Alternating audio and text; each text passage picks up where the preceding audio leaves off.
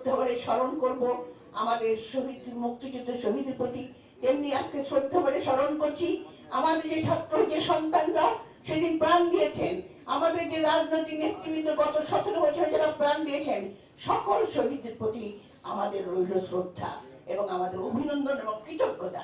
কিন্তু শুধু কৃতজ্ঞতা থাকলেই চলবে না, আমাদেরকে তাদের যে স্বপ্ন, সেই স্বপ্নটাকে আমাদেরকে গড়ে তুলতে হবে।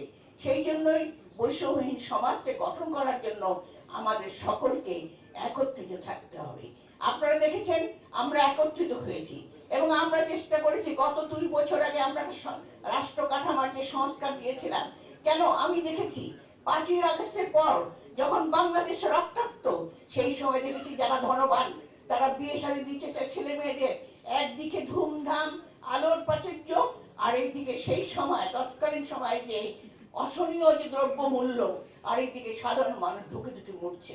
মানুষের মনের যে চিন্তা ভাবনা, এটাকে আমাদের দূর করতে হবে, সংস্কার করতে হবে প্রতিটি সমাজের প্রতিটি মানুষের মধ্য দিয়ে। কাজে আজকে আমাদের কাজটা অনেক কঠিন। এই রাষ্ট্র সংস্কার আমরা করেছি, আমাদের তারেক রহমান সাহেব 2-2.5 বছর আগে দিয়েছেন। আমাদের দেশের বেগম খালেদা জিয়া 20-30 ভাবনা দিয়েছেন, তিনিও দেশের সংস্কার, সে তখন একই কথা বলেছেন। কারণ আমরা প্রতি পদে পদে উপলব্ধি করেছি এবং সেখানে এই যে আজকে যে রাজনৈতিক দলকে দেখছেন, এরা কিন্তু সবাই ছিলেন আমাদের রাষ্ট্র ভাবনার সঙ্গে, রাষ্ট্র সংস্কারের সঙ্গে, ওনাদেরকে সাথে নিয়ে আমরা এটা করেছি। কারণ আমরা বুঝতে পেরেছি, আমরা উপলব্ধি করছি আজকে যে তরুণ সমাজ, তাদের যে চিন্তা ভাবনা, সেই চিন্তা ভাবনার সঙ্গে আমাদেরকে এগিয়ে যেতে হবে। আমরা অতীত, আমরা প্রবীণ, কিন্তু তরুণ প্রজন্মের ভাবনা অনেক এগিয়ে গেছে, তাদেরকে নিয়ে আজকে দেশ করতে হবে। এবং সেই জন্য আজকে আপনারা জানেন, দীর্ঘদিন যখন মৌলিক অধিকার, ভোটের অধিকার ছিনিয়ে নিয়ে গেল, মানুষ 17 বছর যাবৎ কোনো ভোট দিতে পারে না। সেই ভোটের জন্য যে সরকার দরকার, এই জন্য আমাদের প্রয়োজন আমাদের সংস্কারের সঙ্গে সঙ্গে একটা নির্বাচন, যে নির্বাচনের মধ্য দিয়ে আমরা যাতে করে একটি জবাবদিহিমূলক সরকার গঠন করতে পারি।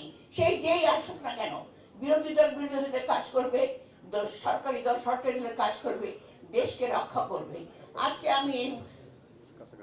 আজকে আমি এই সরকারকে একদিকে আমি অভিনন্দন জানাই, অন্তর্বর্তী সরকার, যে আজকে এই রমজানে অন্তত দ্রব্য মূল্য সেইভাবে অসহনীয় পর্যায়ে যায় না এবং তারা অনেক কাজ করছে, কিন্তু তাদের পক্ষে এত কাজ করা সম্ভব নয়।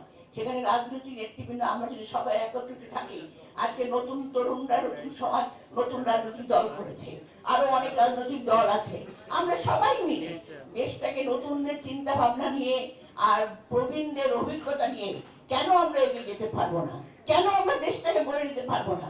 ইনশাল্লাহ আমরা সেটা করব এবং এই যে বৈষম্যহীন ভাবনা, সেই সমাজকে এদেশের তৃণমূল থেকে উপর পর্যন্ত আমরা গড়ে তুলব।